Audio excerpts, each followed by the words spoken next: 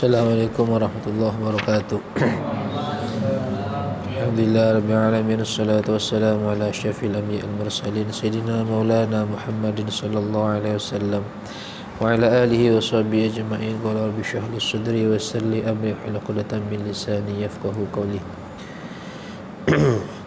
Bismillahirrahmanirrahim. Qala al-muallif rahimahullahu ta'ala wa nafa'ana bihi bi 'ulumihi wa nafahatihi wa asrarihi fid dharain amin.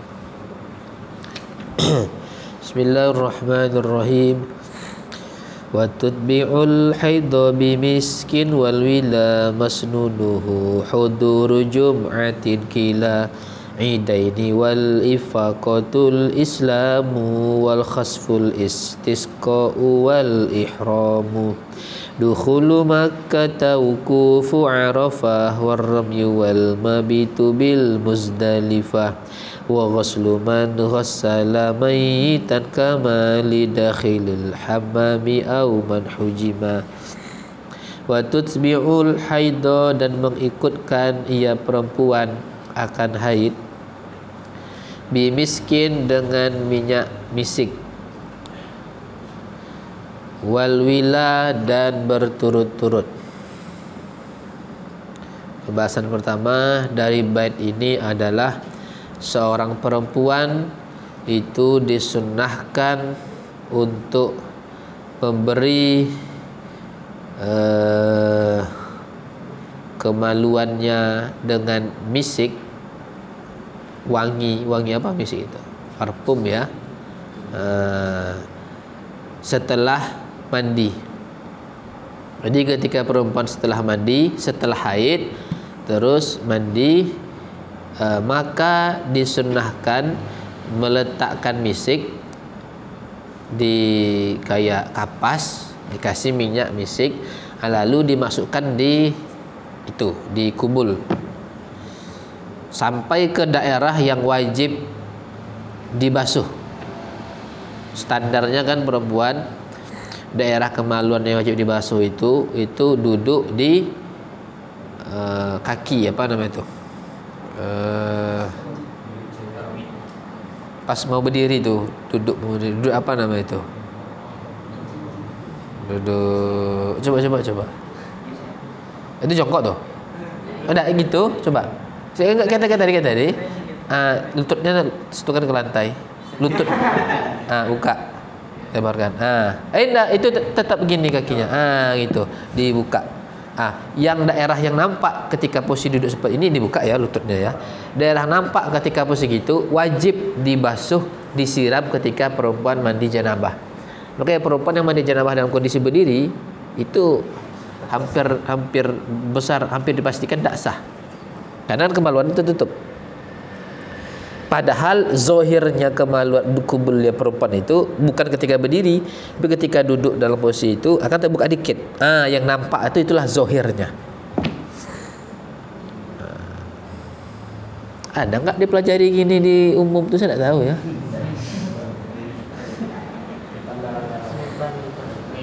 Hal yang gini nggak dipelajari, tapi hal yang lebih vulgar yang tidak penting diajarkan, ditampilkan tuh. Iya, apa gunanya belajar apa namanya? Reproduksi ya. Reproduksi. Udah mantan apa? Jurusan IPA ya. Jurusan IPA tidak jadi. Nah, itu harus ya kayak gitu. Itu masih zohirnya. Karena masih dibilang zohir, maka wajib ketika mandi dibasuh. Nah, ketika ini setelah itu disunahkan memberi minyak misik, bukan minyak itu langsung ya, kasih ke kain atau kapas. Dalam kondisi tadi, kasih ke daerah kubul yang zohirnya itu. Tujuan apa Zat? Ya biar wangi lah. Ya. Kalau laki-laki Zat, tidak ada. Kalah wanginya misik nanti.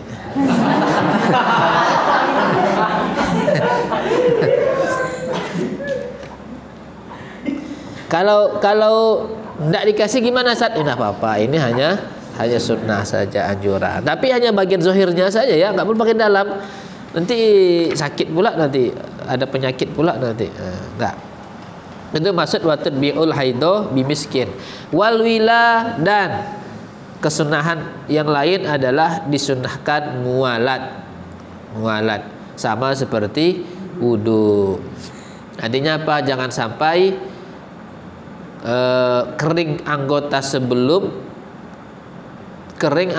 yang sebelumnya, anggota sebelumnya udah kering tapi anggota setelahnya belum dibasuh. Jangan sampai gitu. Standarnya mualat wudu kan gitu. Dalam kondisi cuaca yang normal, standar mualat selagi masih kering, selagi masih basah, tangan kanan misalnya, kan tangan kelas sambung ngusap kepala, itu masih dapat kesunahan. Masnunuhu, bermula disunnahkannya mandi, artinya mandi-mandi yang disunnahkan. Huduru Jum'atin, ialah hadir Jumat. Pembahasan yang ketiga dalam bait ini adalah mandi-mandi yang disunnahkan. Di sini ada 15 mandi yang disebutkan, tapi bukan hanya 15 ya, lebih. Tapi di syair ini, di bait ini, di nazam ini hanya disampaikan 15. Yang pertama, huduru Jum'atin, mandi bagi orang yang hendak hadir ke Jumat. Ketika kita mau pergi sholat Jumat, maka disunnahkan mandi dulu. Mandi dulu. Gimana kalau perempuan mau pergi Jumat, sunnah mandi? Tetap sunnah mandi. Baik Jumat itu wajib bagi dia ataupun tidak. Kayak perempuan udah wajib Jumat, tapi dia mau pergi Jumat, maka dia disunnahkan mandi Jumat. Kila idaini, yang nomor 2 dan nomor 3 adalah dua id. Mandi untuk Idul Fitri dan Idul Adha. Sebelum sholat itu mandi, sebelum berangkat Idul Adha, Idul Fitri itu mandi. Yang keempat, wal ifaqatu, dan sembuh. Sembuh dari apa? Dari gila. Dari gila atau dari epilepsi. Epilepsi itu ayan. Kalau dalam hadis sebenarnya yang dijelaskan itu hanya masalah irma, masalah ayan. Tapi yang junun ini dikiaskan kepada irma itu. Jadi kalau ada kawan kalian tiba-tiba kejang-kejang dia kan, itu sadar dia, sunnah mandikan dia, angkat ceburkan ke bak itu. Sunnah. Orang gila itu juga sembuh dari gila, udah waras, sunnah mandi. Ada di sini, ada kayaknya banyak ya. Al-Islamu, selanjutnya adalah Islam. Orang kafir masuk Islam, maka dia disunnahkan mandi. Disunnahkan mandi. Loh, kok sunnah tak wajib?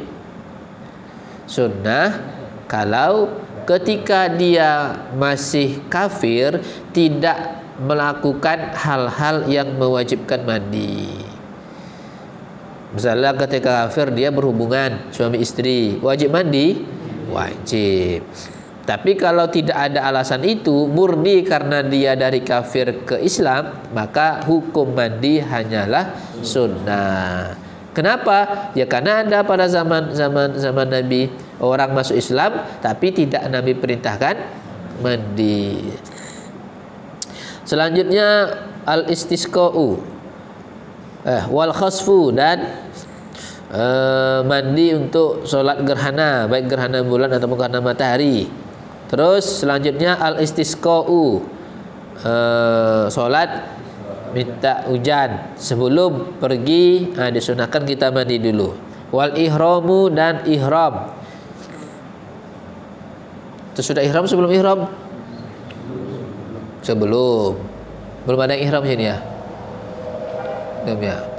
Jadi sebelum pakai pakaian tuh ihram tuh mandi dulu. Mandi, pakai wangi-wangian, sisir, rapi-rapi segala macam, baru pakai ihram. Selanjutnya dukhulu Makkah, masuk kota Mekah. Disunahkan ketika seseorang mau masuk kota Mekah, maka disunahkan mandi, baik dia sedang berihram haji ataupun tidak.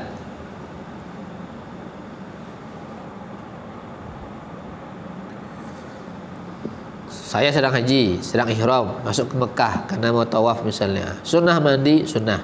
Saya umroh, mau ke Mekah karena saya tawaf. Sunnah, sunnah. Saya bukan ihram, biasa-biasa aja. Saya mau tur ke Ka'bah.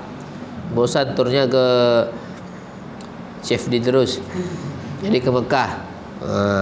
Sunnah mandi, sunnah juga. Yang penting siapapun yang mau masuk ke kota Mekah disunahkan mandi terlebih dahulu biar wangi. Wukufu Arafah, selanjutnya wukuf di Arafah, waramyu, dan melempar di hari tasyrik.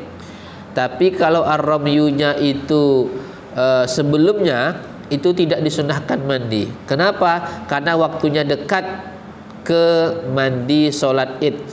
Makanya ar-ramyu ini sunnah mandi karena melempar itu adalah fi ayyami tasyrik, pada hari tasyrik. Tasyrik itu sebelum apa setelah? Setelah raya. Wal mabitu bil Muzdalifah, dan bermalam di Muzdalifah. Wa ghuslu man ghassala mayitan, dan mandinya orang ghassala yang memandikan ia orang mayitan akan mayit. Yang nomor 13 adalah disunahkan mandi bagi orang yang memandikan mayit. Setelah dia mandikan mayit, dia mandi. Bukan dia dimandikan ya, dia mandi sendiri. Baik mayit yang dimandikannya itu muslim ataupun kafir. Mati orang kafir tetangga kalian di kasihkan, mana orang kasihkan sini? Nggak ada ya? Siapa? Ada orang kasihkan? Yasin. Orang mana namanya? Oh, yang banyak-banyak kafirnya lah. Banyak kafirnya. Alhamdulillah lah imannya dijaga ya. Mati tetangga, dimandikan misalnya. Nah, meskipun mayatnya itu kafir, tetap yang memandikan wajib sunnah mandi. Tidak sunnah mandi kalau mayatnya itu jelas ini kafir katanya. Tidak sunnah mandi orang memandikan kalau mayatnya itu saya dimandikan. Nggak mesti. Apanya mandi sendiri? Mayatnya mandi sendiri.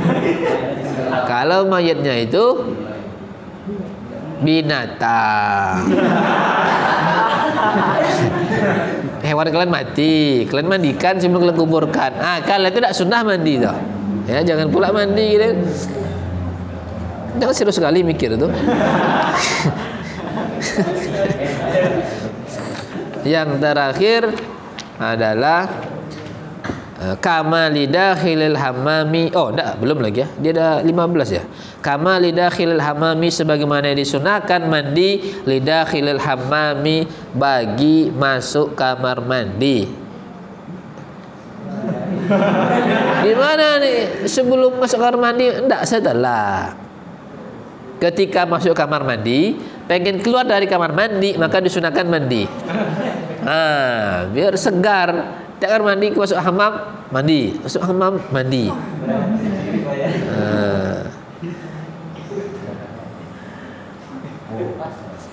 Kan ya?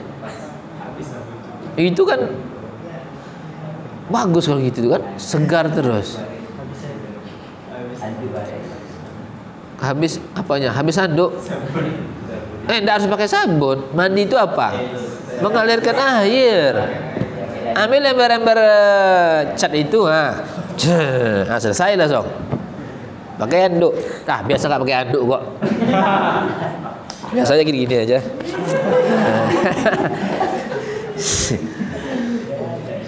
Kadang singletnya jadikan handuk.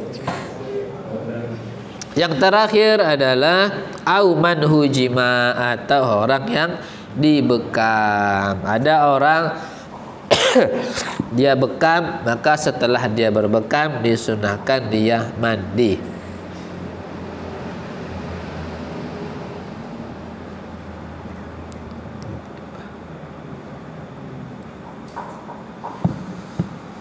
Wal ghuslu fil hammami jaza lidzakar ma' satri auratin wa ghaddin lil basar wa yukrahu dukhulu fihi lin nisa illa li udhri maridin aw nufasa wa qabla ay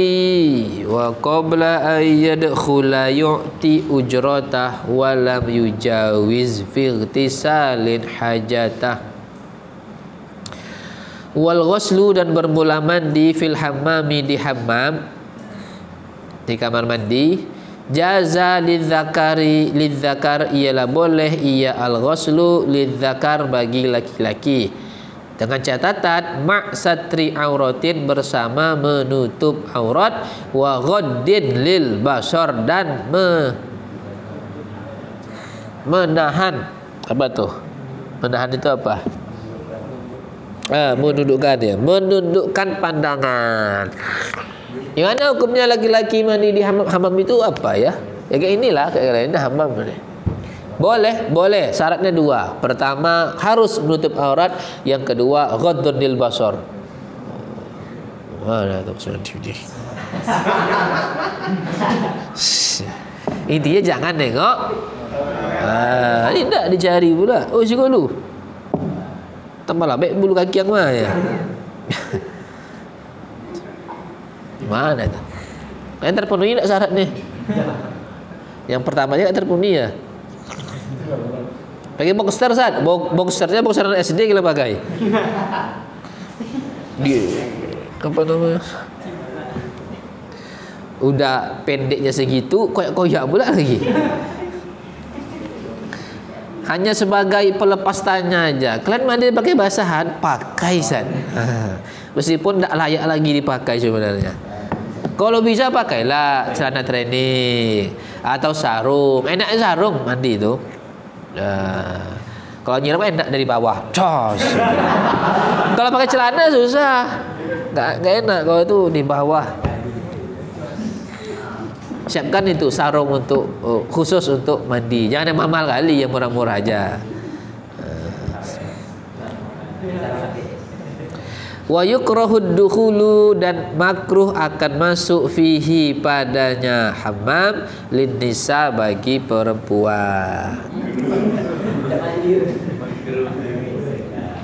Illa li udhri. Ini ya mungkin diarahkan ke apa ya? Ke pemandian umum itu. Kayak hammam tempat pemandian umum. Itu udah hammam itu dah. Itu tak boleh, perempuan itu bukan tak boleh, makruh. Ya, perempuan itu mandinya di rumah aja lah. Kamar mandi sendiri-sendiri. Nanti ada CCTV bahaya nanti. Menghindari para buaya dan para biawak yang berkeliaran. Illa li udhri maradin, kecuali karena ada udzur sakit atau nufasa atau nifas.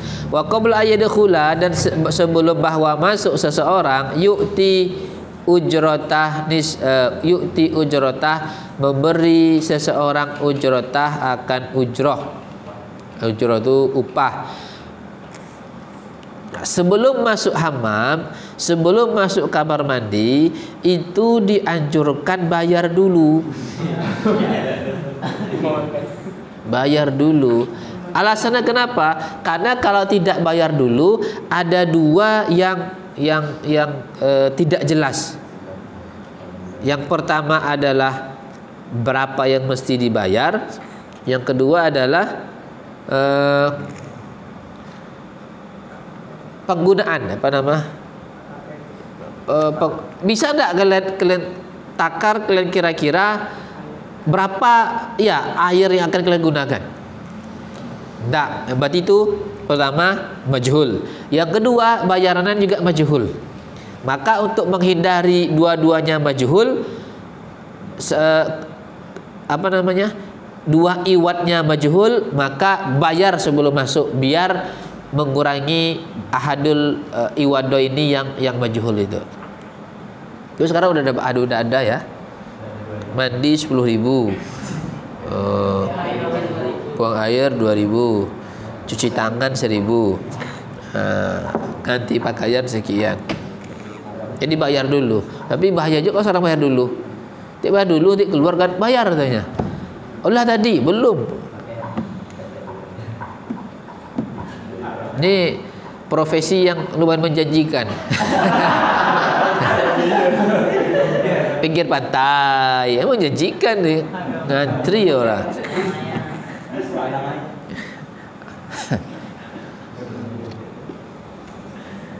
Jadi awal ya bayarnya. Nah, praktekkan besok. Jadi kalau apa? Berapa bang? 2000. Nih.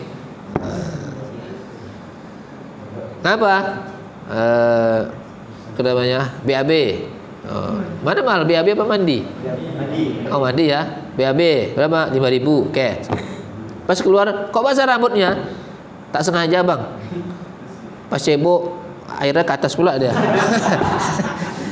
Mau cebok ke atas ada.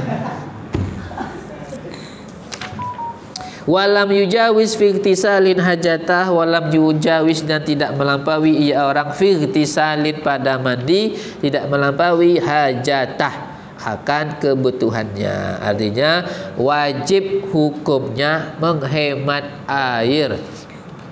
Kalau cukup hanya pakai timba gayung, maka nggak boleh pakai ember. Apalagi itu ember cat doang. Maka juga habis air itu. Kalian ambil saat itu, udah kurang satu keramik air itu dah. Kalian pakai gini, ambil lagi 5 orang aja gitu. Udahlah sekali tiba habis setengah itu baknya. Pakai ini aja, apa namanya? Misalnya tidak punya zat itu salah ya. Kan ada tuh, kan bisa yang warna hijau tuh kalian pakai. Kreatif lah. Atau peci-peci yang keras tuh bisa dipakai itu. Haram hukumnya ini salah satu yang kurang bagus yang sering dijumpai di pesantren ya, apalagi yang airnya banyak itu adalah santri sering buang-buang air pas mandi. Oh apa tidak ada gunanya no. Sabun muka, mandi lagi. Apa salahnya gini aja selesai. Sabun muka ini, itu sampo siram lagi. Tiga sabun siram lagi. Apa semuanya all in apa lu pakai sampo, muka, sabun baru siram. Siraman langsung tunggu kumur. Ya, hemat. Ya, ini hati-hati kebiasaan. Sering dua itulah air biasanya tuh. InsyaAllah Ustaz, air pondok di barokah tidak akan habis. Bukan masalah itu ya. Habis tidak habis air itu, tapi kalau kalian buang-buang air tetap itu tabzir. Ya, tak boleh tabzir itu.